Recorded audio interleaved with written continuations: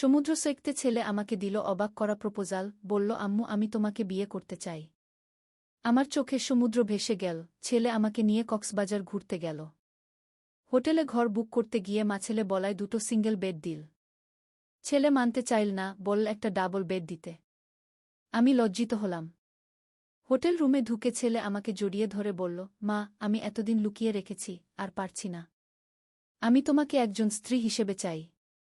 ভালোবাসার সাগরের পাশে আমি তোমাকে প্রপোজ করছি, আমাকে বিয়ে করবে? আমরা একসাথে আর জায়গা চলে যাব, কেউ জানবে না আমরা ছেলে। আমার ছেলে অর্ণব আমাকে নিয়ে কক্সবাজার ঘুরতে গেল। স্বামী মারা যাওয়ার পর আমি কখনো কোথাও বেড়াতে যাইনি। অর্ণব এবার চাকরি পেয়েছে, তাই আমাকে সারপ্রাইজ দিতে চেয়েছিল।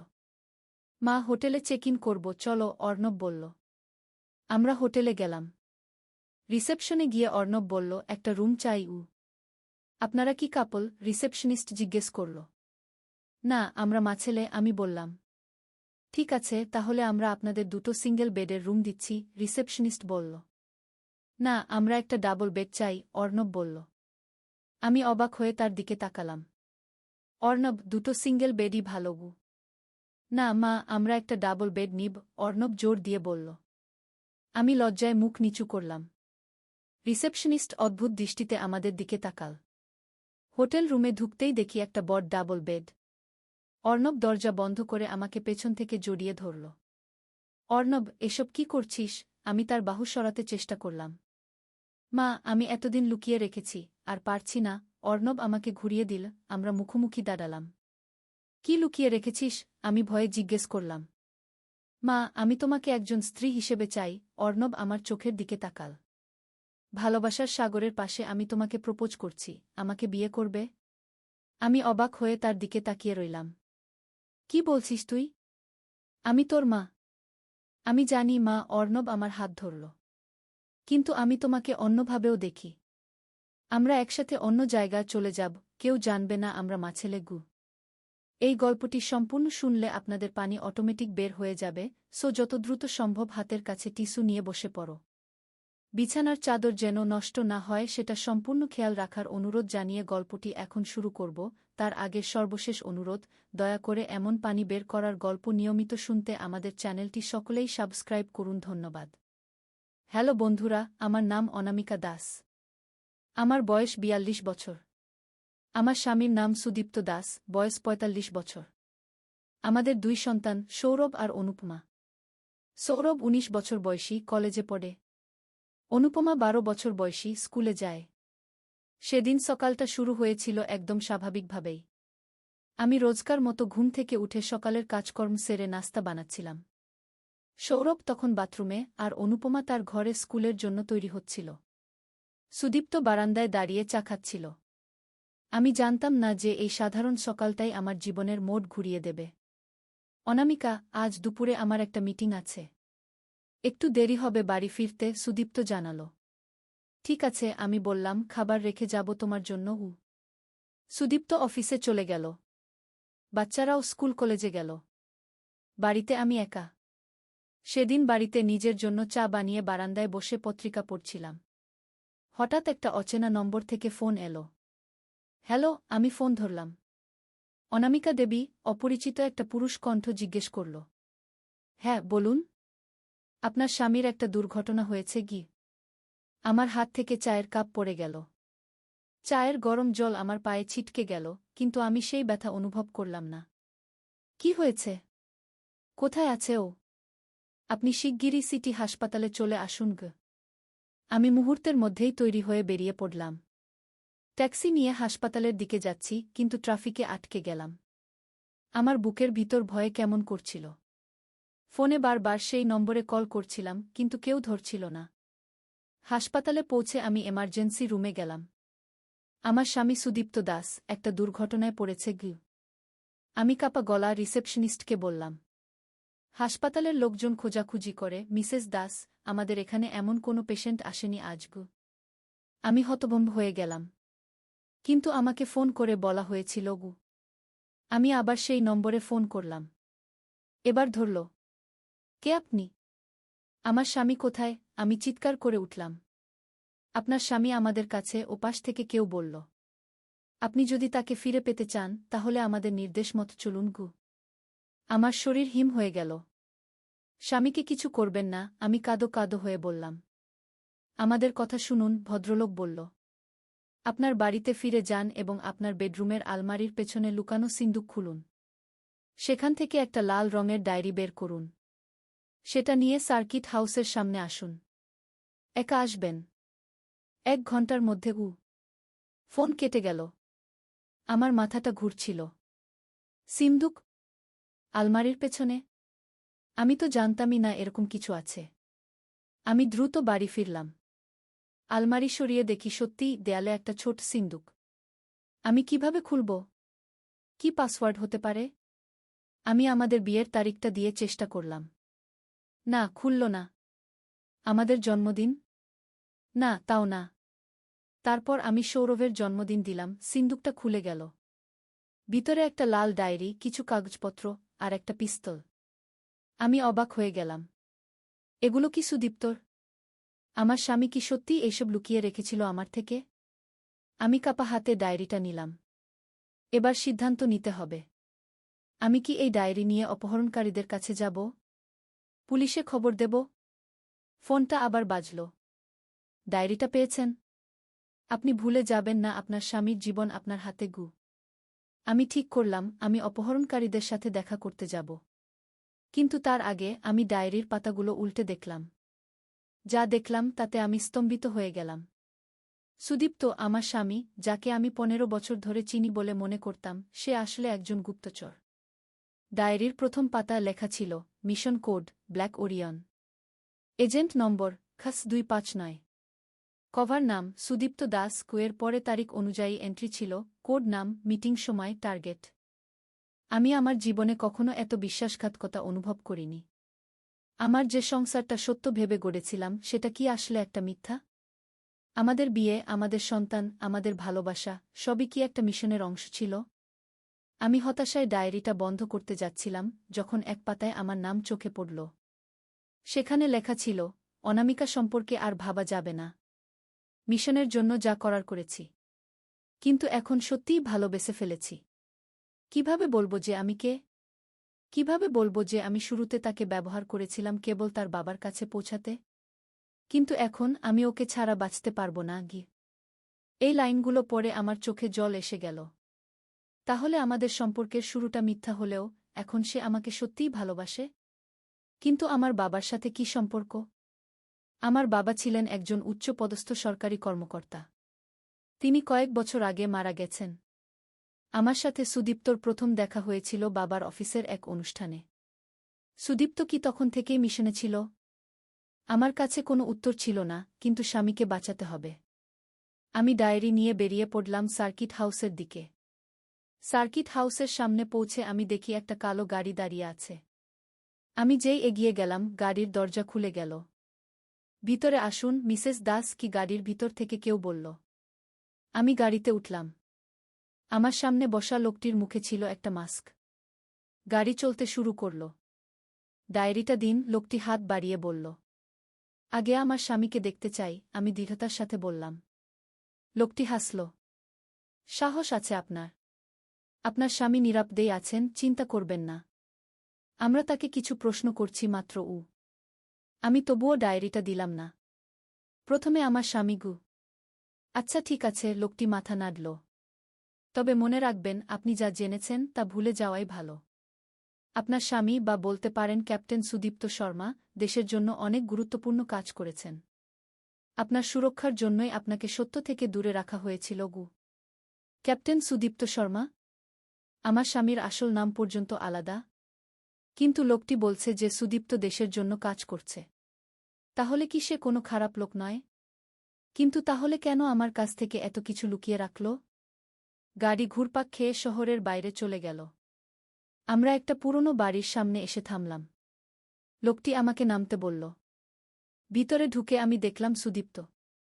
সে একটা চেয়ারে বসে আছে, হাত পা বাঁধা নয়, কিন্তু দেখে মনে হচ্ছে খুব ক্লান্ত। অনামিকা, সে আমাকে দেখে চমকে উঠল। তুমি এখানে কেন? ওরা তোমাকে কেন নিয়ে এলো? তোমার ডায়েরির জন্য, আমি কাপা গলায় বললাম। সুদীপ্ত, তুমি কে? তুমি আমার থেকে এত কিছু লুকিয়ে রাখলে কেন? সুদীপ্তর চোখে অপরাধবোধ ফুটে উঠল। অনামিকা ঘি। তার আগেই আমাদের কথা কেটে দিয়ে ঘরে আরও দুজন লোক ঢুকল।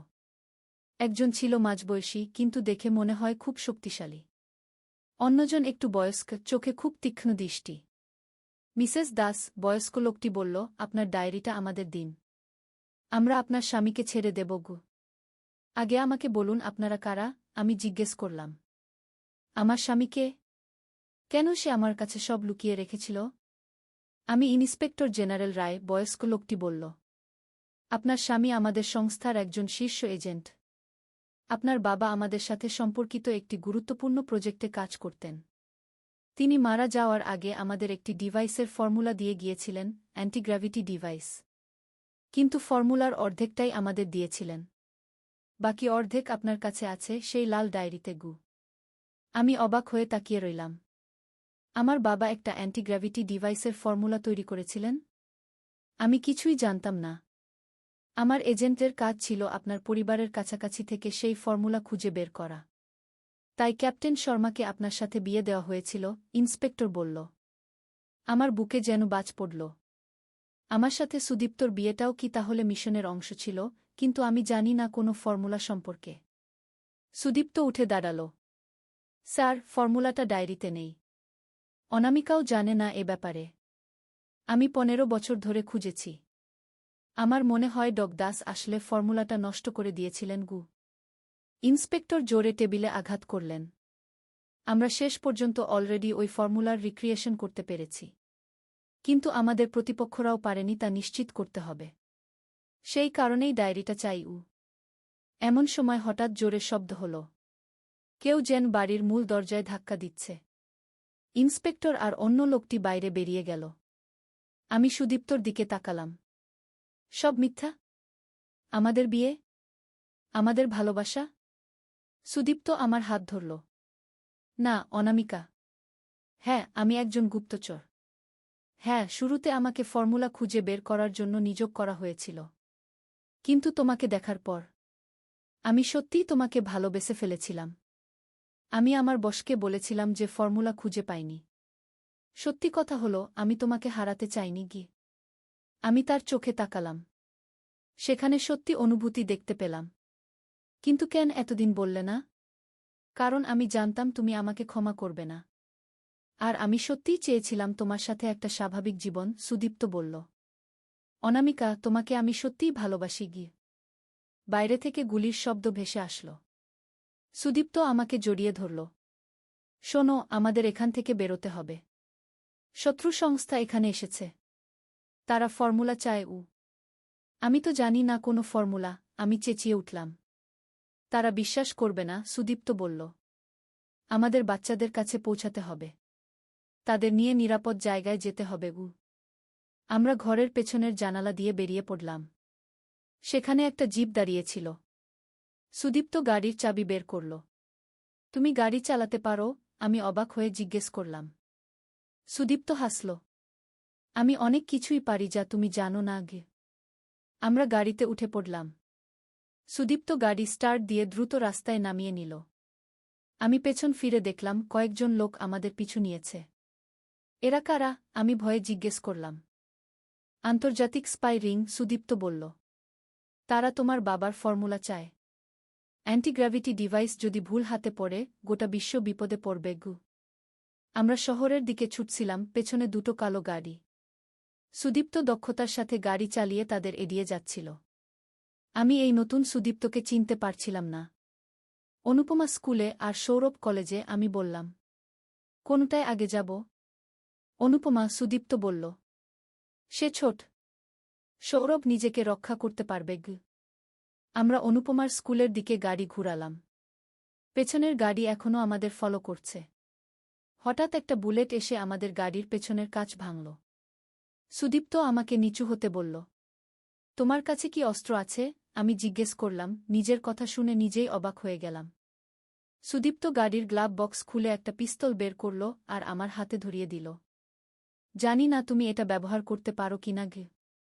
এটাই প্রথম সময়ে যখন তুমি আমাকে কম আঁকলেছ, আমি বললাম পিস্তলটা হাতে নিয়ে। সুদীপ্ত অবাক হয়ে আমার দিকে তাকাল। আমি পিস্তলটা ধরে পেছনের দিকে ফিরলাম আর একটা গাড়ির টায়ার লক্ষ্য করে গুলি করলাম। টায়ার ফেটে গেল, গাড়িটা নিয়ন্ত্রণ হারিয়ে রাস্তার পাশে থাকা একটা গাছে ধাক্কা খেল।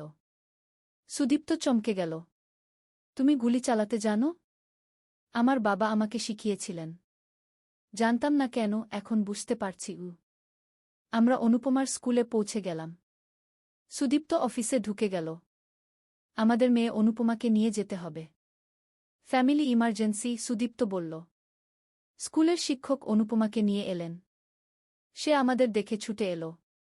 মা, বাবা, কি হয়েছে? তোমরা এত ব্যস্ত কেন? কোনো চিন্তা নেই মা, আমি তাকে আশ্বস্ত করলাম। একটু বেড়াতে যাব আমরা। আমরা গাড়িতে উঠে পড়লাম। এবার সৌরভের কলেজের দিকে যাচ্ছিলাম। আমি সৌরভকে ফোন করলাম, কিন্তু সে ধরল না। হয়তো ক্লাসে আছে, সুদীপ্ত বলল। আমরা কলেজে পৌঁছানোর আগেই দেখলাম একটা কালো গাড়ি আমাদের আবার ফলো করতে শুরু করেছে। সুদীপ্ত গতি বাড়াল। কে এরা বাবা? অনুপমা ভয়ে জিজ্ঞেস করল। কিছু খারাপ লোক মা, সুদীপ্ত বলল। চিন্তা করো না বাবা, আছে গু। আমরা কলেজে পৌঁছে দেখলাম শাওন সেখানে, সিকিউরিটি অ্যালার্ট। College lockdown.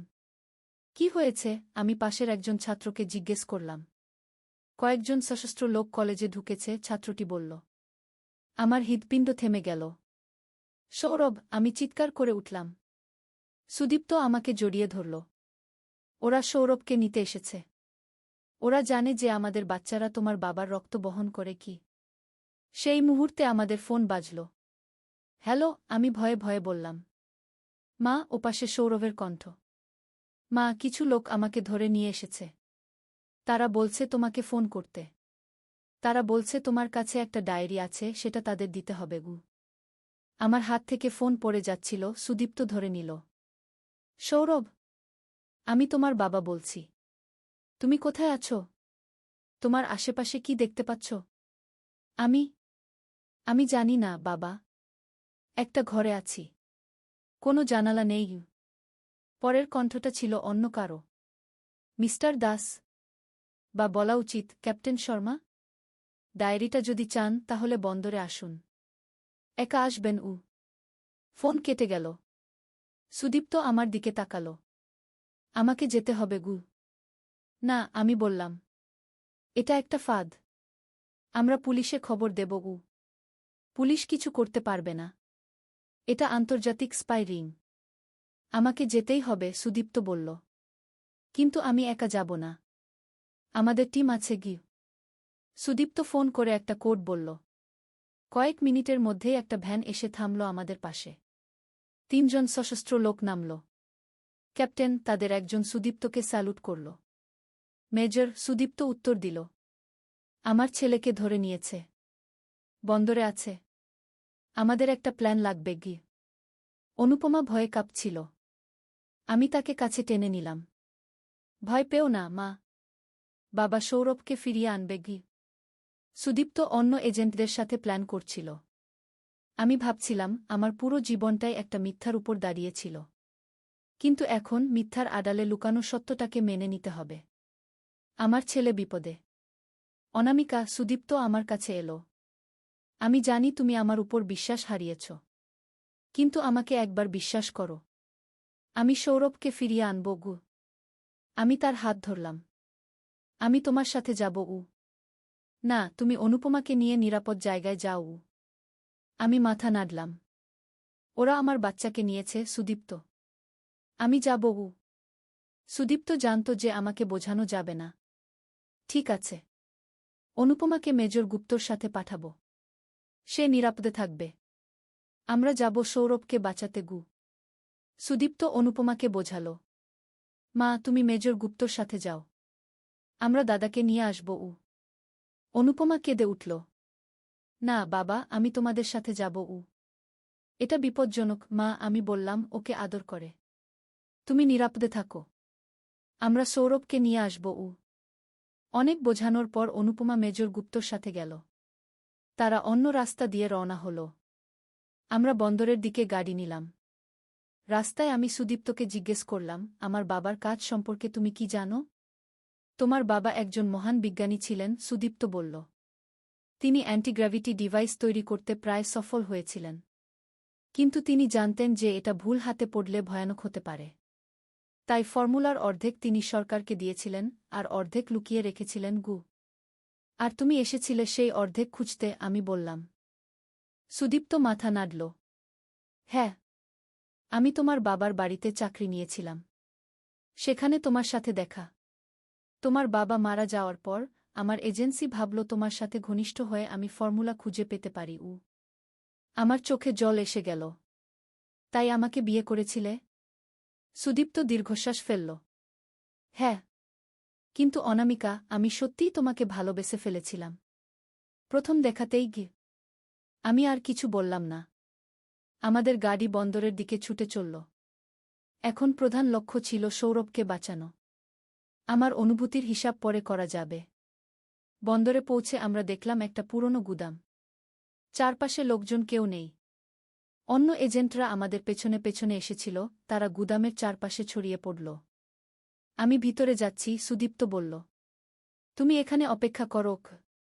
না, আমিও যাব, আমি জোর দিয়ে বললাম। আমরা গুদামের দিকে এগোলাম।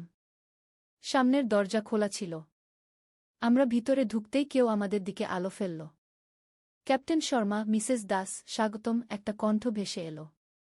আলো কমে যেতেই আমরা দেখলাম একজন লোক ছিল সামনে, তার পাশে আমার ছেলে সৌরভ। সৌরভের হাত পা বাঁধা, মুখে টেপ। সৌরভ, আমি চিৎকার করে উঠলাম। লোকটা সৌরভের কানের কাছে একটা পিস্তল ধরল। লাল ডায়েরিটা দিন, মিসেস দাস। সুদীপ্ত আমার আগে এগিয়ে গেল। ডায়েরিটা আমার কাছে আছে। ছেলেকে ছেড়ে দাও। লোকটি হাসল। ক্যাপ্টেন শর্মা, আমরা একে অন্যকে চিনি। আমরা দুজনেই জানি যে মিসেস দাসের কাছেই ডায়েরিটা আছে। আপনার কাছে থাকলে আপনি কবেই এজেন্সিকে দিয়ে দিতেন। সুদীপ্ত ধীরে ধীরে এগোচ্ছিল। তোমার চাহিদা কি? ডায়েরি বিনিময়ে ছেলে? হ্যাঁ, এবং লোকটি হঠাৎ একটা বোতাম টিপল। গুদামের চারপাশে আলো জ্বলে উঠল। তোমার এজেন্টদের জীবন। আমরা দেখলাম সমস্ত এজেন্ট ধরা পড়েছে। তাদের বন্দি করে রাখা হয়েছে। সুদীপ্ত আর আমি একা। আমার কাছে ডায়েরি ছিল। সৌরভের জীবন বিপন্ন। ডায়েরিটা দাও, লোকটি বলল। আমি ব্যাগ থেকে ডায়েরিটা বের করলাম। কিন্তু দেওয়ার আগে আমি জিজ্ঞেস করলাম, তুমি কে? কেন এটা এত গুরুত্বপূর্ণ তোমার কাছে? লোকটি সৌরভের মাথায় পিস্তল ঠেকাল। বেশি প্রশ্ন করো না, শুধু ডায়েরিটা দাও। আমি আর কোনো উপায় দেখলাম না। আমি ডায়েরিটা এগিয়ে দিলাম। লোকটি ডায়েরি নিয়ে খুলল। না, সে চিৎকার করে উঠল। এটা খালি, এটা খালি। নদীর ধারে এক গ্রাম। প্রথম অধ্যায়, শুরুর কথা। পদ্মা নদীর ধারে ছোট্ট একটা গ্রাম, নামটা হলো কুসুমপুর। এই গ্রামে বাস করত একটা ছেলে, তার নাম রাকিব। রাকিবের বয়স মাত্র 22 বছর। লেখাপড়ায় ভালো ছিল সে, কিন্তু টাকার অভাবে ঢাকা বিশ্ববিদ্যালয়ে ভর্তি পরীক্ষা দিতে পারেনি। এখন গ্রামের স্কুলে পড়ায়। মাসে বেতন পায় 10,000 টাকা। রাকিবের বাবা মারা গেছেন 3 বছর আগে। মা আছেন, ছোট্ট একটা বোন আছে, নাম মিথিলা। মিথিলার বয়স 15, এইচএসসি পরীক্ষা দেবে আগামী বছর। রাকিবের স্বপ্ন ছিল মিথিলাকে ডাক্তার বানাবে। কিন্তু স্বপ্ন আর বাস্তবের মধ্যে অনেক দূরত্ব। শীতের সকাল, কুয়াশায় ঢাকা গ্রাম। রাকিব স্কুলে যাওয়ার জন্য তৈরি হচ্ছে। মা খাবার দিয়েছে একটা টিফিন বক্সে, ভাত আর ডিম ভাজি। রাকিব সাইকেল নিয়ে বেরিয়ে পড়ল। স্কুল 5 কিলোমিটার দূরে। পথে যেতে যেতে রাকিব ভাবছিল তার জীবনের কথা। এই গ্রামে আর কতদিন থাকবে? ঢাকায় গিয়ে কিছু করা যায় কিনা? কিন্তু মা আর মিথিলাকে রেখে কিভাবে যাবে? মনটা খারাপ হয়ে গেল। স্কুলে পৌঁছে দেখল হেড স্যার দাঁড়িয়ে আছেন। হেড স্যার মানিক স্যার, বয়স 50-এর কাছাকাছি। ভালো মানুষ। রাকিবকে অনেক স্নেহ করেন। রাকিব, একটু আমার রুমে এসো, মানিক স্যার বললেন। রাকিব রুমে ঢুকল। মানিক স্যার বললেন, তুমি তো জানো আমাদের স্কুলের অবস্থা ভালো না। সরকারি অনুদান কমে গেছে। আমরা হয়তো তোমার বেতন আর বাড়াতে পারব না।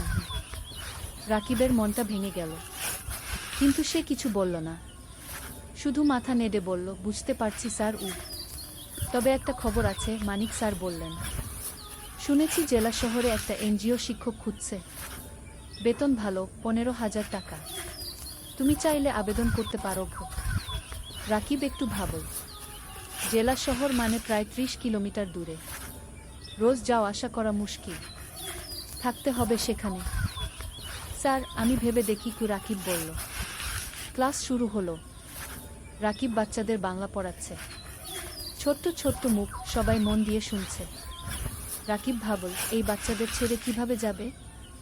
স্কুল ছুটির পর রাকিব বাড়ি ফিরল। মা রান্না করছে, মিথিলা পড়াশোনা করছে। রাকিব মাকে বলল এনজিওর কথা। মা চুপ করে রইল কিছুক্ষণ, তারপর বলল, ভাই, তুমি যা ভালো মনে করো তাই করো, আমরা সামলে নেব। কিন্তু রাকিব দেখল মায়ের চোখে পানি। দ্বিতীয় অধ্যায়, নতুন সিদ্ধান্ত। সেই রাতে রাকিব ঘুমাতে পারল না। বারবার একই চিন্তা মাথায় আসছে। কি করবে? এখানে থাকবে নাকি নতুন জায়গায় যাবে? পরদিন শুক্রবার, ছুটির দিন। রাকিব সকালে উঠে নদীর ধারে গেল। পদ্মা নদী। শীতকালে পানি কমে যায়, বালুর চর জেগে ওঠে। রাকিব একটা চরের উপর বসল। দূরে মাছ ধরা নৌকা দেখা যাচ্ছে। রাকিব ছোটবেলার কথা ভাবল। বাবা জীবিত ছিলেন তখন, বাবাও মাছ ধরতেন। একদিন নৌকা উল্টে গিয়ে বাবা ডুবে মারা যান। সেদিন থেকে রাকিবের জীবন বদলে গেল। লেখাপড়া ছেড়ে দিতে হলো, মাকে সাহায্য করতে হলো। হঠাৎ কেউ পেছন থেকে ডাকে, রাকিব ভাই। রাকিব ফিরে তাকাল। দেখল তার বন্ধু সাজিদ দাঁড়িয়ে আছে। সাজিদ ঢাকায় থাকে, প্রাইভেট কোম্পানিতে চাকরি করে। গ্রামে এসেছে ঈদের ছুটিতে। সাজিদ, কবে এলি? রাকিব খুশি হলো। গতকাল এলাম, তোর খোঁজেই এসেছিলাম। সাজিদ পাশে বসল। দুই বন্ধু অনেকক্ষণ গল্প করল। সাজিদ বলল তার চাকরির কথা, ঢাকার জীবনযাপনের কথা। রাকিব শুনল চুপচাপ।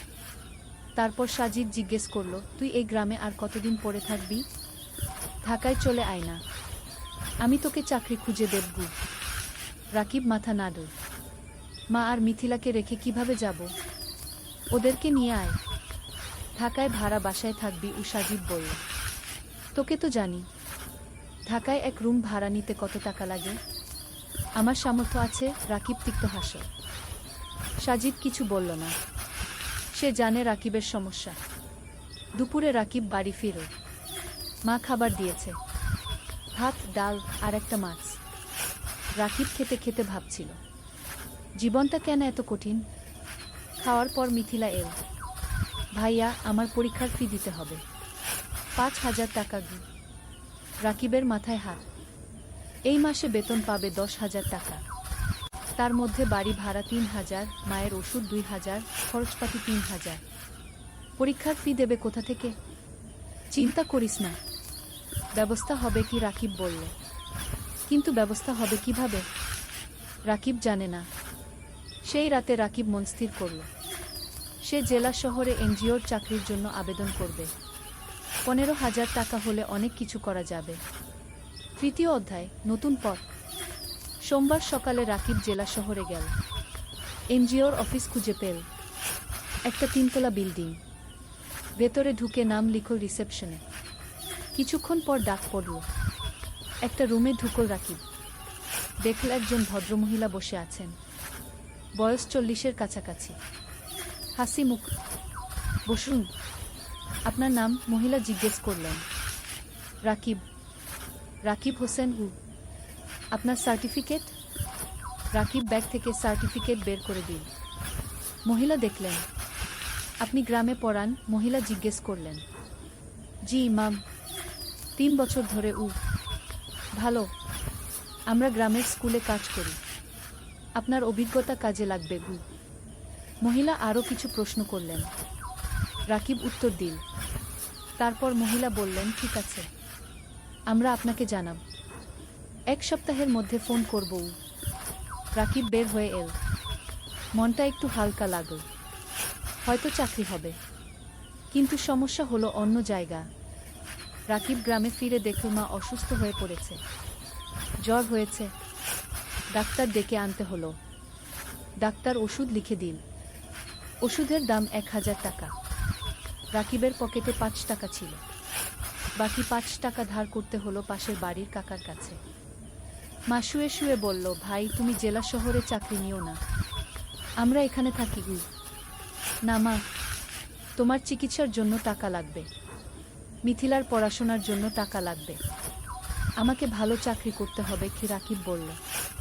পরের সপ্তাহে রাকিবের ফোন এল এনজিও থেকে, চাকরি হয়েছে, পরের মাস থেকে জয়েন করতে হবে।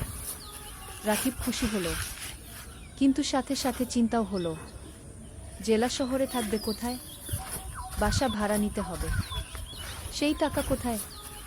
রাকিব মানিক স্যারের কাছে গেল, সব বলল।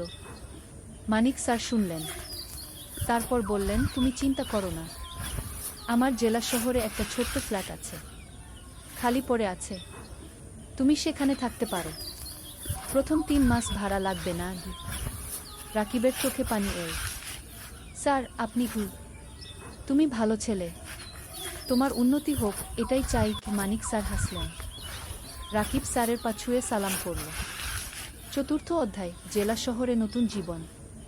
পরের মাসের প্রথম দিনে রাকিব জেলা শহরে চলে এল। মা আর মিথিলা গ্রামে রইল। রাকিব ঠিক করল সপ্তাহে একদিন গ্রামে যাবে। মানিক স্যারের ফ্ল্যাট ছোট্ট কিন্তু পরিষ্কার, একটা রুম, একটা রান্নাঘর, একটা বাথরুম। রাকিব নিজের জিনিসপত্র গুছিয়ে রাখল। পরদিন এনজিও অফিসে গেল। কাজ শুরু হলো। রাকিবকে দায়িত্ব দেওয়া হলো ৫টা গ্রামের স্কুল দেখাশোনা করার। সপ্তাহে ৩ দিন স্কুলে যেতে হবে, বাকি দিন অফিসে। প্রথম দিন রাকিব একটা গ্রামে গেল।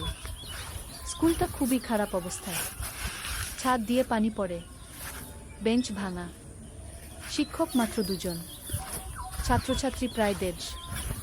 রাকিব শিক্ষকদের সাথে কথা বলল।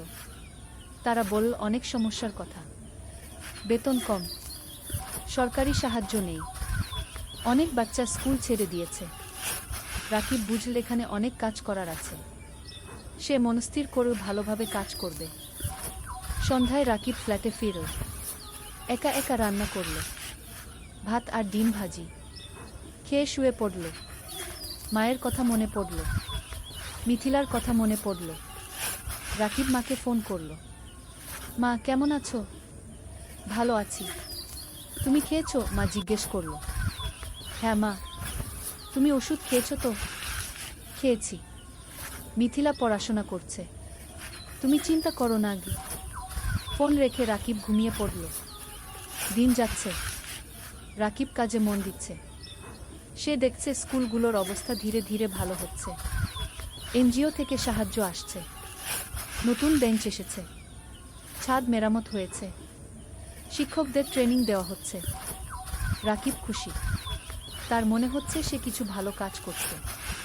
৩ মাস পর রাকিব প্রথম বেতন পেল, ১৫,০০০ টাকা।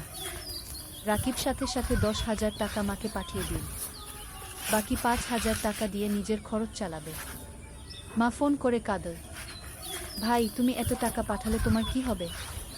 মা তুমি চিন্তা করো না, আমার হয়ে যাবে, তুমি ভালো থাকো গো। রাকিবের মনে হলো জীবনে প্রথমবার সে কিছু করতে পারছে। পঞ্চম অধ্যায়, নতুন বন্ধুত্ব। এনজিও অফিসে রাকিবের সহকর্মী অনেক। তার মধ্যে একজন মেয়ে আছে, নাম তানিয়া।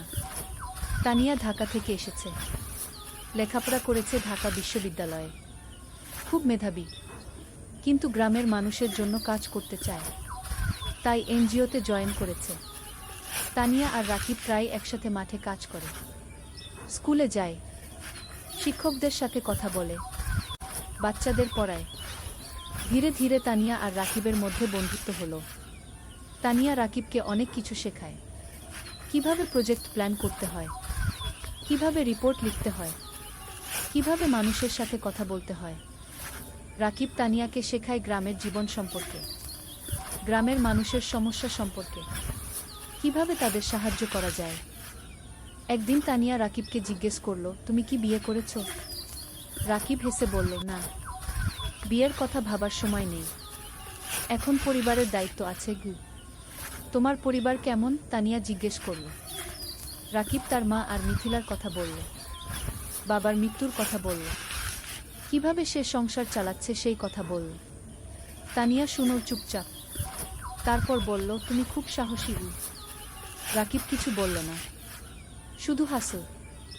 সময় যাচ্ছে, রাকিবের কাজ ভালো হচ্ছে, এনজিও থেকে তাকে প্রশংসা করা হচ্ছে, বেতনও বাড়ে, এখন 17,000 টাকা পায়। রাকিব সপ্তাহে একদিন গ্রামে যায়, মাকে দেখে আসে, মিথিলার পড়াশোনা দেখে দেয়।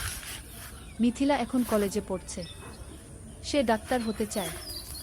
একদিন মা রাকিবকে বলল, ভাই তোর বিয়ের কথা ভাবা উচিত। রাকিব হাসল, মা এখনো সময় আছে, আগে মিথিলাকে প্রতিষ্ঠিত করি কি। কিন্তু তোর বয়স হয়ে যাচ্ছে, আমি চিন্তায় থাকি কি। মা বলল, তুমি চিন্তা করো না মা, সব ঠিক হবে। ষষ্ঠ অধ্যায়, প্রেম আর স্বপ্ন। 1 বছর পার হয়ে গেল। রাকিব এখন এনজিওতে প্রজেক্ট কোঅর্ডিনেটর, বেতন 20,000 টাকা। সে এখন একটা ভাড়া বাসায় থাকে, মাসে ভাড়া 5,000 টাকা। তবু মাকে প্রতি মাসে 12,000 টাকা পাঠায়। মিথিলা খুব ভালো ফলাফল করেছে, সে মেডিকেল কলেজে ভর্তি হতে চায়, কিন্তু ভর্তি পরীক্ষার জন্য কোচিং করতে হবে, কোচিং ফি অনেক। রাকিব চিন্তায় পড়ল, কোথা থেকে টাকা আসবে। তানিয়া বুঝতে পারে রাকিবের সমস্যা। একদিন সে বলল, রাকিব তুমি কিছু চিন্তিত মনে হচ্ছে কি। রাকিব মিথিলার কথা বলল। তানিয়া বলল, আমি আমার এক বন্ধুকে জানি, সে ঢাকায় মেডিকেল কোচিং সেন্টার চালায়, আমি তাকে বলবো, হয়তো কম ফিতে তোমার বোনকে ভর্তি করে নেবে কি। রাকিব অবাক হলো, তুমি এত সাহায্য করছো কেন। তানিয়া চুপ করে রইল কিছুক্ষণ, তারপর বলল, কারণ তুমি ভালো মানুষ গো।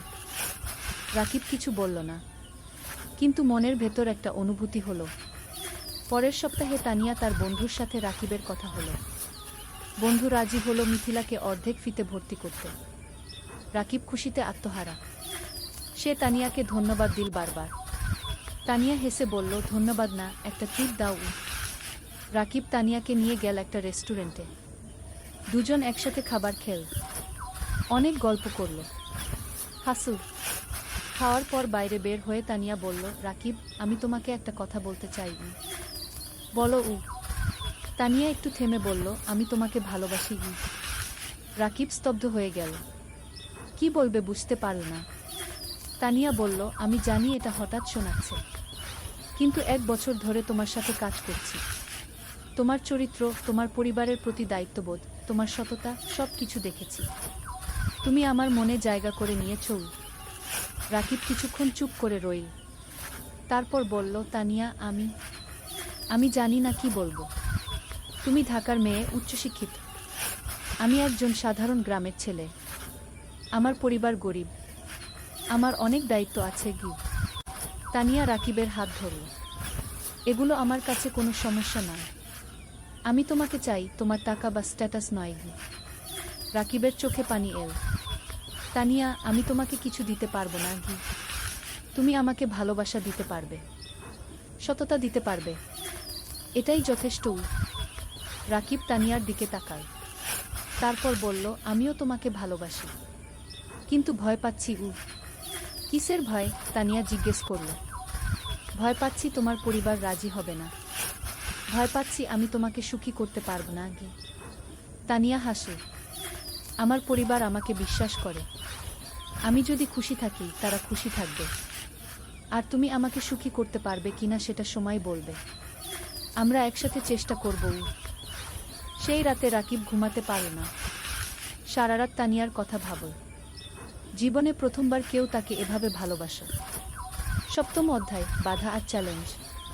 পরের সপ্তাহে রাকিব গ্রামে গেল, মাকে সব কথা বলল, তানিয়ার কথা, প্রেমের কথা।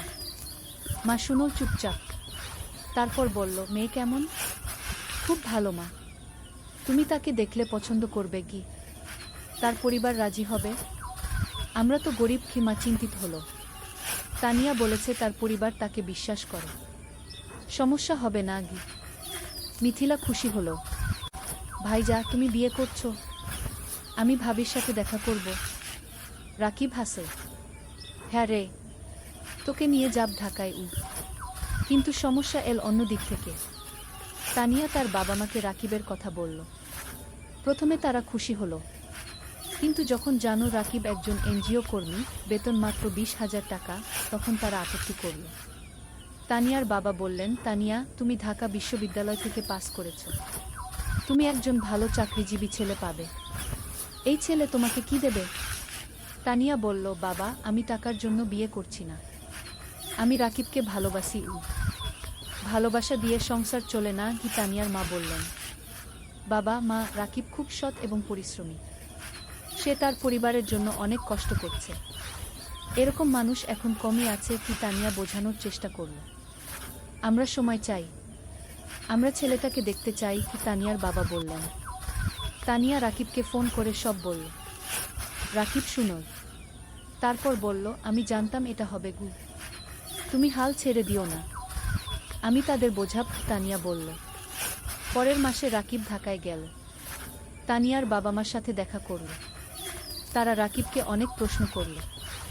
রাকিব সব সততার সাথে উত্তর দিল। তানিয়ার বাবা বললেন, তুমি তোমার ভবিষ্যৎ নিয়ে কি ভাবছ? তুমি সারা জীবন এনজিওতে থাকবে? রাকিব বলল, আঙ্কেল, আমি স্বপ্ন দেখি একদিন নিজের একটা স্কুল করব, গ্রামের গরিব ছেলে মেয়েদের বিনামূল্যে পড়াব, এটা আমার লক্ষ্য। তানিয়ার বাবা অবাক হলেন। তুমি কি জানো একটা স্কুল খুলতে কত টাকা লাগে? জানি আঙ্কেল, কিন্তু আমি বিশ্বাস করি যদি সততার সাথে চেষ্টা করি একদিন সফল হব। তানিয়ার বাবা কিছু বললেন না, কিন্তু রাকিবের চোখে যে আগুন দেখলেন সেটা তাকে ভাবিয়ে তুলল। সেই রাতে তানিয়ার বাবা মা আলোচনা করলেন। তারপর তারা রাজি হলেন, কিন্তু একটা শর্ত দিলেন, রাকিবকে আরও ভালো চাকরি খুঁজতে হবে। রাকিব শর্ত মেনে নিল। অষ্টম অধ্যায়, নতুন সুযোগ। বিয়ের প্রস্তুতি শুরু হলো, কিন্তু রাকিব চিন্তায় ছিল, বিয়েতে অনেক খরচ হবে, সেই টাকা কোথায়? তানিয়া বলল, আমরা সিম্পল বিয়ে করব, বেশি খরচ করব না আগে। কিন্তু তানিয়ার পরিবার বড় বিয়ে চায়, অনেক আত্মীয় স্বজন আছে। রাকিব টেনশনে ছিল। তখন মানিক স্যার তাকে ডাকলেন। স্যার বললেন, রাকিব, আমি শুনেছি তোমার বিয়ে হবে, আমি তোমাকে একটা উপহার দিতে চাই। স্যার একটা খাম দিলেন। খামে ছিল 50,000 টাকা। রাকিবের চোখ বড় হয়ে গেল। স্যার, এটা আমি নিতে পারবো না। এটা উপহার, তুমি আমার ছাত্রের মতো, তুমি অবশ্যই নেবে। স্যার জোর করলেন। রাকিব স্যারকে জড়িয়ে ধরল। স্যার, আপনি আমার জন্য অনেক কিছু করেছেন, তুমি ভালো থাকো, এটাই চাই। এদিকে রাকিবের ভাগ্য ঘুরতে শুরু করল। একদিন এনজিওর ডিরেক্টর রাকিবকে ডাকলেন। বললেন, রাকিব, তোমার কাজ আমরা খুব পছন্দ করেছি, আমরা একটা নতুন প্রজেক্ট শুরু করছি, তুমি প্রজেক্ট ম্যানেজার হবে, বেতন হবে 35,000 টাকা। রাকিব বিশ্বাস করতে পারল না। 35,000 টাকা, এত টাকা কখনো কল্পনাও করেনি। স্যার, সত্যি? রাকিব জিজ্ঞেস করল। হ্যাঁ, তুমি যোগ্য, তুমি পারবে কি? ডিরেক্টর বললেন। রাকিব সাথে সাথে তানিয়াকে ফোন করল। তানিয়া খুশিতে চিৎকার করল। সেই সন্ধ্যায় রাকিব মাকে ফোন করল, সব বলল। মা কাঁদতে লাগল, খুশির কান্না। ভাই, আল্লাহ তোমার ভালো করেছে, তুমি অনেক কষ্ট করেছো কি? মা বলল। মা, এখন আমরা ভালো থাকব, মিথিলার পড়াশোনা ভালো হবে, তুমি সুস্থ থাকবে। বিয়ের দিন এল। সিম্পল কিন্তু সুন্দর বিয়ে। গ্রাম থেকে মা আর মিথিলা এসেছে, রাকিবের বন্ধুরা এসেছে, এনজিও অফিসের সবাই এসেছে। তানিয়া দেখতে খুব সুন্দর লাগছিল লাল শাড়িতে, রাকিব পাঞ্জাবি পরেছে। বিয়ে হলো, সবাই দোয়া করল, আশীর্বাদ করল। রাকিব আর তানিয়া নতুন জীবন শুরু করল। নবম অধ্যায়, স্বপ্ন পূরণের পথে। বিয়ের পর রাকিব আর তানিয়া জেলা শহরে একটা বড় ফ্ল্যাট ভাড়া নিল, 2 বেডরুমের। তারা ঠিক করল মা আর মিথিলাকে নিয়ে আসবে। মা প্রথমে রাজি হলো না, বলল, তোমরা নতুন বিয়ে করেছ, আমরা গেলে তোমাদের সমস্যা হবে। তানিয়া নিজে গ্রামে গেল। মাকে বলল, মা, আপনি আমার মা, আপনি না থাকলে আমার সংসার অসম্পূর্ণ। মা তানিয়াকে জড়িয়ে ধরল। মা, তুমি খুব ভালো। মা আর মিথিলা জেলা শহরে চলে এল। এখন তারা সবাই একসাথে থাকে। মিথিলা ঢাকায় কোচিং করছে, সে খুব মন দিয়ে পড়ছে। তার লক্ষ্য মেডিকেল কলেজে চান্স পাওয়া। রাকিব নতুন প্রজেক্টে কাজ শুরু করেছে। প্রজেক্টটা খুব বড়। 15টা গ্রামে কাজ করতে হবে। স্কুল, স্বাস্থ্যকেন্দ্র, নারী উন্নয়ন, সব ধরনের কাজ। রাকিব খুব ব্যস্ত হয়ে গেল। সকাল থেকে রাত পর্যন্ত কাজ। কিন্তু সে খুশি, কারণ সে মানুষের উপকার করছে। তানিয়াও কাজ করছে। সেও একটা প্রজেক্টে আছে। তাদের দুজনের মিলে এখন বেতন 55,000 টাকা। এত টাকা রাকিব কখনো কল্পনা করেনি। এখন তারা স্বাচ্ছন্দ্যে আছে। মায়ের ভালো চিকিৎসা হচ্ছে। মিথিলার পড়াশোনা ভালো হচ্ছে। রাকিব কিছু টাকা সেভিংসও করছে। একদিন রাকিব তানিয়াকে বলল, তুমি জানো, আমার স্বপ্ন ছিল একটা স্কুল করা। হ্যাঁ, মনে আছে? তুমি এখনো সেই স্বপ্ন দেখো? তানিয়া জিজ্ঞেস করল। হ্যাঁ, আমি ভাবছি আমরা যদি কিছু টাকা সেভ করি, তাহলে হয়তো একদিন একটা ছোট্ট স্কুল খুলতে পারব। তানিয়া হাসে। চলো, আমরা একসাথে এই স্বপ্ন পূরণ করব। দুজনে মিলে প্ল্যান করতে লাগল। কিভাবে টাকা জমাবে, কোথায় স্কুল খুলবে, কিভাবে চালাবে। 1 বছর পর মিথিলা মেডিকেল ভর্তি পরীক্ষা দিল। রেজাল্ট আসে। সে চান্স পেয়েছে সরকারি মেডিকেল কলেজে। পুরো পরিবার খুশিতে আত্মহারা। মা কাঁদল। রাকিব মিথিলাকে জড়িয়ে ধরল। তানিয়া মিষ্টি বিতরণ করল। ভাইয়া, এটা তোমার জন্য। তুমি আমার জন্য সব ত্যাগ করেছো। মিথিলা কাঁদতে কাঁদতে বলল। না রে, এটা তোর নিজের যোগ্যতা। তুই মন দিয়ে পড়েছিস। রাকিব বলল। সেই রাতে রাকিব ছাদে দাঁড়িয়ে আকাশের দিকে তাকাল। তার মনে পড়ল বাবার কথা। বাবা বেঁচে থাকলে কত খুশি হতেন। তানিয়া এসে পাশে দাঁড়াল। কি ভাবছ? বাবার কথা ভাবছি। সেই গরিব দিনগুলোর কথা ভাবছি। আজ আমরা এত দূর এসেছি। হ্যাঁ, আর এটা শুধু শুরু। আমাদের আরও অনেক পথ যেতে হবে। তানিয়া বলল। 10ম অধ্যায়, চূড়ান্ত স্বপ্ন। 3 বছর পার হয়ে গেল। রাকিব এখন এনজিওর সিনিয়র প্রজেক্ট ম্যানেজার। বেতন 50,000 টাকা। Tania project coordinator. বেতন 40,000 টাকা। মিথিলা এখন মেডিকেল কলেজের 3য় বর্ষে। সে খুব ভালো পড়ছে। তার লক্ষ্য একজন ভালো ডাক্তার হওয়া এবং গ্রামের মানুষের সেবা করা। মা এখন সুস্থ। তার মুখে হাসি ফিরে এসেছে। রাকিব আর তানিয়া এই 3 বছরে প্রায় 10 লক্ষ টাকা সেভ করেছে। এখন তারা ঠিক করেছে স্বপ্নের স্কুল খুলবে। রাকিব গ্রামে গিয়ে একটা জমি কিনে। 2 বিঘা জমি। সেখানে স্কুল করবে। তারা ব্যাংক থেকে লোন নিল আরও 5 লক্ষ টাকা। মোট 15 লক্ষ টাকা দিয়ে স্কুল তৈরি করা শুরু হলো। মানিক স্যার অনেক সাহায্য করলেন। তিনি স্কুলের ডিজাইন করে দিলেন, শিক্ষক খুঁজে দিলেন। 6 মাস পর স্কুল তৈরি হলো। নাম দেওয়া হলো আলোর পাঠশালা। স্লোগান, শিক্ষাই আলো, শিক্ষাই মুক্তি। স্কুলে গরিব পরিবারের বাচ্চারা বিনামূল্যে পড়বে। ধনী পরিবারের বাচ্চারা কম ফিতে পড়বে। এই ফি দিয়ে স্কুল চলবে। স্কুল খোলার দিন গ্রামের সব মানুষ এল। জেলা প্রশাসক এলেন উদ্বোধন করতে। মানিক স্যার, এনজিওর ডিরেক্টর, সবাই এলেন। রাকিব মাইকে দাঁড়িয়ে বলল, আমি একসময় খুব গরিব ছিলাম। লেখাপড়া করতে পারিনি ঠিকমতো। কিন্তু আমি হাল ছাড়িনি। আজ আমি এই স্কুল করলাম যাতে গ্রামের কোনো বাচ্চাকে টাকার অভাবে লেখাপড়া ছাড়তে না হয়। সবাই হাততালি দিল। তানিয়া বলল, এই স্কুল শুধু আমার স্বামীর স্বপ্ন নয়, আমার স্বপ্ন। আমরা চাই এই গ্রামের প্রতিটা বাচ্চা শিক্ষিত হোক। আবার হাততালি। স্কুল চালু হলো। প্রথম দিন 50 জন বাচ্চা ভর্তি হলো। দ্বিতীয় মাসে 100, তৃতীয় মাসে 200। রাকিব আর তানিয়া সপ্তাহে 3 দিন স্কুলে যায়। বাচ্চাদের পড়ায়, শিক্ষকদের ট্রেনিং দেয়া, স্কুল দেখাশোনা করে। মিথিলা ছুটির দিনে স্কুলে এসে বাচ্চাদের স্বাস্থ্য চেক আপ করে বিনামূল্যে। মা রান্না করে বাচ্চাদের খাওয়ায়। অনেক বাচ্চা গরিব পরিবার থেকে আসে। তারা দুপুরে খায় না। মা তাদের খাওয়ায়। 2 বছর পর স্কুলে 5 বাচ্চা পড়ছে। 10 জন শিক্ষক আছে। স্কুল ভালোভাবে চলছে। জেলার মধ্যে কি আলোর পাঠশালা কি একটা আদর্শ স্কুল হিসেবে পরিচিতি পেয়েছে। 11 অধ্যায়, জীবনের পূর্ণতা। 5 বছর পর রাকিবের বয়স এখন 33, তানিয়ার বয়স 31। তাদের একটা মেয়ে হয়েছে, নাম রাখা হয়েছে অনন্যা। অনন্যার বয়স 2 বছর। মিথিলা এখন ডাক্তার, সে একটা সরকারি হাসপাতালে কাজ করছে। সে গ্রামের মানুষের বিনামূল্যে সেবা দেয়া। মা সুস্থ এবং খুশি, তার নাতনি অনন্যাকে নিয়ে সময় কাটায়। আলোর পাঠশালা কি এখন জেলার সেরা স্কুলগুলোর একটা।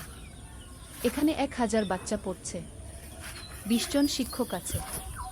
স্কুলের রেজাল্ট খুব ভালো। রাকিব আর তানিয়া এখন আর এনজিওতে কাজ করে না, তারা পুরোপুরি স্কুলেই সময় দেয়া। তারা আরও 2টো স্কুল খোলার পরিকল্পনা করছে। একদিন রাকিব স্কুলের ছাদে দাঁড়িয়ে আছে, তানিয়া এসে পাশে দাঁড়াল, হাতে চায়ের কাপ। কি ভাবছো? তানিয়া জিজ্ঞেস করল। ভাবছি আমাদের যাত্রার কথা। 8 বছর আগে আমি একজন গরিব স্কুল শিক্ষক ছিলাম, আজ আমার নিজের স্কুল আছে, 1000 বাচ্চা পড়ছে। হ্যাঁ, আমরা অনেক দূর এসেছি, কিন্তু আরও অনেক পথ বাকি। তানিয়া বলল, জানো, কখনো কখনো মনে হয় স্বপ্ন দেখা ভালো। স্বপ্ন মানুষকে বাঁচিয়ে রাখে। আমি স্বপ্ন দেখেছিলাম বলে আজ এখানে এসেছি। তানিয়া রাকিবের হাত ধরল। আর আমি তোমাকে বিশ্বাস করেছিলাম বলে তোমার স্বপ্ন আমার স্বপ্ন হয়ে গেল। দুজন চুপচাপ দাঁড়িয়ে রইল। নিচে বাচ্চারা খেলছে, তাদের হাসির শব্দ শোনা যাচ্ছে। রাকিব বলল, জানো তানিয়া, আমার এখন মনে হয় জীবনের সবচেয়ে বড় সফলতা হলো মানুষের মুখে হাসি ফোটানো। টাকা, প্রতিষ্ঠা সব তুচ্ছ যখন দেখি একটা গরিব বাচ্চা আমাদের স্কুলে পড়ে ভালো রেজাল্ট করছে। তানিয়া মাথা নাড়ল। একদম ঠিক। তুমি জানো, গত সপ্তাহে সেই রহিম নামের ছেলেটা এসেছিল, যে 3 বছর আগে আমাদের স্কুলে ভর্তি হয়েছিল। হ্যাঁ, মনে আছে। তার বাবা রিকশা চালায়। সে ক্লাসে ফার্স্ট হয়েছে। তার বাবা এসে আমার পা ছুঁয়ে কাঁদছিল, বলছিল আপনারা না থাকলে আমার ছেলে লেখাপড়া শিখতে পারত না। রাকিবের চোখ ভিজে গেল। এই মুহূর্তগুলোর জন্যই আমরা কাজ করি। হঠাৎ অনন্যা দৌড়ে এল। বাবা, বাবা, দেখো আমি কি এঁকেছি। রাকিব মেয়েকে কোলে তুলে নিল। অনন্যা একটা ছবি দেখাল, একটা স্কুল, সামনে অনেক বাচ্চা। এটা কি? রাকিব জিজ্ঞেস করল। এটা আমাদের স্কুল। দাদু বলেছে তুমি এই স্কুল বানিয়েছ। অনন্যা বলল। রাকিব মেয়ের কপালে চুমু খেল। হ্যাঁ রে, একদিন তুইও বড় হয়ে ভালো কিছু করবি। আমি ডাক্তার হব, মাসির মতো। তারপর গরিব মানুষদের দেখব। অনন্যা বলল। তানিয়া হাসে। দেখছো, আমাদের পরবর্তী প্রজন্ম স্বপ্ন দেখছে। দ্বাদশ অধ্যায়, নতুন চ্যালেঞ্জ। কিন্তু জীবন কখনো সোজা পথে চলে না। একদিন রাকিব খবর পেল স্কুলের জমি নিয়ে সমস্যা হয়েছে। একজন স্থানীয় রাজনীতিবিদ দাবি করছে জমিটা তার। রাকিব চিন্তায় পড়ে গেল। সে আইনজীবীর সাথে দেখা করল। আইনজীবী বলল, কাগজপত্র দেখাও। রাকিব সব কাগজ দেখাল। আইনজীবী দেখে বলল, তোমার কাগজ ঠিক আছে, কিন্তু ওই লোক ক্ষমতাবান, সে ঝামেলা করবে। তাহলে কি করব? রাকিব জিজ্ঞেস করল। কোর্টে কেস করতে হবে, সময় লাগবে, টাকাও লাগবে। রাকিব বাড়ি ফিরে তানিয়াকে সব বলল। তানিয়া শুনো, তারপর বলল, আমরা লড়ব, আমরা সত্যের পক্ষে আছি। কেস শুরু হলো। প্রতি সপ্তাহে কোর্টে যেতে হচ্ছে, আইনজীবীর ফি দিতে হচ্ছে, টাকা খরচ হচ্ছে অনেক। কিন্তু রাকিব হাল ছাড়ল না। সে জানে সে ন্যায়ের পক্ষে। এই সময় গ্রামের মানুষ রাকিবের পাশে দাঁড়াল। তারা একটা কমিটি করল, সবাই মিলে টাকা তুলল রাকিবকে সাহায্য করার জন্য। একদিন গ্রামের চেয়ারম্যান রাকিবের কাছে এসে বলল, রাকিব, তুমি আমাদের গ্রামের গর্ব, তুমি আমাদের বাচ্চাদের শিক্ষিত করছো, আমরা তোমাকে একা ছাড়ব না। রাকিব কান্নায় ভেঙে পড়ল। আপনারা আমার পরিবার। মানিক স্যারও সাহায্য করলেন। তিনি জেলা প্রশাসকের সাথে কথা বলল। প্রশাসক বিষয়টা দেখলেন। 6 মাস পর কোর্ট রায় দিল রাকিবের পক্ষে। জমি রাকিবেরই। সেই দিন স্কুলে উৎসব হলো, সবাই খুশি, বাচ্চারা নাচল, গাইল। রাকিব মাইকে বলল, আজ আমরা জিতেছি, কিন্তু এটা শুধু আমার জয় নয়, এটা আমাদের সবার জয়। সত্যের ত্রয়োদশ অধ্যায় সম্প্রসারণ। কেস জেতার পর রাকিবের আত্মবিশ্বাস বেড়ে গেল। সে ঠিক করল আরও একটা স্কুল খুলবে পাশের জেলায়। তানিয়া রাজি হল। তারা আবার সেভিংস শুরু করল। এই সময় একটা বড় সুখবর এল। একটা আন্তর্জাতিক এনজিও তাদের স্কুলের কথা শুনেছে। তারা সাহায্য করতে চায়। এনজিওর একজন প্রতিনিধি এলি আলোর পাঠশালাকে দেখতে। সে সব দেখল। শিক্ষকদের সাথে কথা বলল, বাচ্চাদের সাথে কথা বলল। তারপর সে রাকিবকে বলল, আমরা আপনার কাজে মুগ্ধ। আমরা আপনাকে 10 লক্ষ টাকা গ্রান্ট দিতে চাই নতুন স্কুলের জন্য। রাকিব বিশ্বাস করতে পারল না। 10 লক্ষ টাকা? সত্যি? রাকিব জিজ্ঞেস করল। হ্যাঁ। আপনি একটা প্রস্তাব লিখে পাঠান, আমরা অনুমোদন করব। রাকিব আর তানিয়া রাত দিন পরিশ্রম করে প্রস্তাব লিখল, পাঠিয়ে দিল। 1 মাস পর অনুমোদন এল। 10 লক্ষ টাকা। রাকিব পাশের জেলায় জমি কিনে নতুন স্কুল তৈরি শুরু হলো। এবার আরও বড় স্কুল, আরও ভালো সুবিধা। মিথিলা বলল, ভাইজা, নতুন স্কুলে একটা হেলথ ক্লিনিক বানাও। আমি সপ্তাহে একদিন এসে বাচ্চাদের দেখব। চমৎকার আইডিয়া, রাকিব বলল। নতুন স্কুলে একটা হেলথ ক্লিনিকও তৈরি হলো। মিথিলা আর তার 2 জন সহকর্মী ডাক্তার সেখানে বিনামূল্যে সেবা দেয়া। নতুন স্কুলের নাম দেওয়া হলো আলোর পাঠশালা। এখানেও গরিব বাচ্চারা বিনামূল্যে পড়ে। 1 বছরে দ্বিতীয় স্কুলেও 5 বাচ্চা ভর্তি হলো। রাকিবের স্বপ্ন আরও বড় হলো। সে ভাবল জেলার প্রতিটা গ্রামে একটা করে স্কুল করবে। চতুর্দশ অধ্যায় পুরস্কার। 3 বছর পর রাকিব এখন 40 বছরের। তার 5টা আলোর পাঠশালাগুলো আছে 5টা জেলায়। প্রায় 3000 বাচ্চা পড়ছে। 2 শিক্ষক কাজ করছে।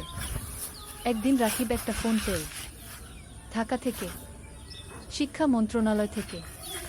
আপনি রাকিব হোসেন? ফোনে একজন জিজ্ঞেস করল। জিউ, আপনাকে জানাতে পেরে আনন্দিত যে আপনার নাম জাতীয় শিক্ষা পুরস্কারের জন্য নির্বাচিত হয়েছে। আপনি গ্রামীণ শিক্ষায় অসামান্য অবদান রেখেছেন। রাকিব স্তব্ধ হয়ে গেল। জাতীয় পুরস্কার? সত্যি? রাকিব জিজ্ঞেস করল। হ্যাঁ, আগামী মাসে ঢাকায় অনুষ্ঠান হবে। মাননীয় প্রধানমন্ত্রী পুরস্কার দেবেন। রাকিব ফোন রেখে তানিয়াকে জড়িয়ে ধরল। তান, আমরা জাতীয় পুরস্কার পেয়েছি। তানিয়া কাঁদতে লাগল। খুশির কান্না। তুমি পেরেছ, তুমি সত্যিই পেরেছ। মা খবর শুনে কাঁদে। ভাই, তোর বাবা বেঁচে থাকলে কত খুশি হতো। মিথিলা বলল, ভাইজা, তুমি আমার হিরো গো। অনন্যা, এখন 7 বছর, বলল, বাবা, তুমি সবচেয়ে ভালো বাবা। পুরস্কারের দিন, ঢাকা, বঙ্গভবন। রাকিব স্যুট পরেছে, তানিয়া শাড়ি পরেছে। মা, মিথিলা, অনন্যা সবাই গেছে। মানিক স্যারও গেছে। তিনি রাকিবকে বললেন, আমি গর্বিত তোমার শিক্ষক ছিলাম।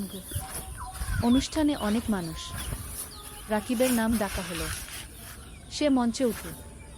প্রধানমন্ত্রী তাকে পুরস্কার দিলেন। একটা ক্রেস্ট, একটা সার্টিফিকেট আর 5 লক্ষ টাকা। রাকিব মাইকে দাঁড়িয়ে বলল, আমি একজন সাধারণ গ্রামের ছেলে। আমার বাবা রিকশা চালাতেন। আমি গরিব পরিবার থেকে এসেছি, কিন্তু আমি স্বপ্ন দেখতে ছাড়িনি। আজ আমি এখানে দাঁড়িয়ে বলতে পারি যে কেউ পারে যদি সে চেষ্টা করে। পুরো হল হাততালিতে মুখরিত হলো। এই পুরস্কার শুধু আমার নয়, এটা আমার স্ত্রী তানিয়ার, আমার মায়ের, আমার বোন মিথিলার, আমার গুরু মানিক স্যারের, আর আমার সেই সব বাচ্চাদের যারা আলোর পাঠশালায় পড়ছে। আবার হাততালি। অনুষ্ঠান শেষ হলো। সবাই বাড়ি ফিরল। সেই রাতে রাকিব ব্যালকনিতে দাঁড়িয়ে আকাশের দিকে তাকাল। তার মনে পড়ল সেই দিনের কথা যখন সে পদ্মা নদীর ধারে বসে ভাবছিল জীবন দিয়ে কি করবে। আজ সেই জীবন কত বদলে গেছে। তানিয়া এসে পাশে দাঁড়াল। কি ভাবছ? ভাবছি আমরা কত দূর এসেছি, আর ভাবছি আমাদের এখনো কত কাজ বাকি।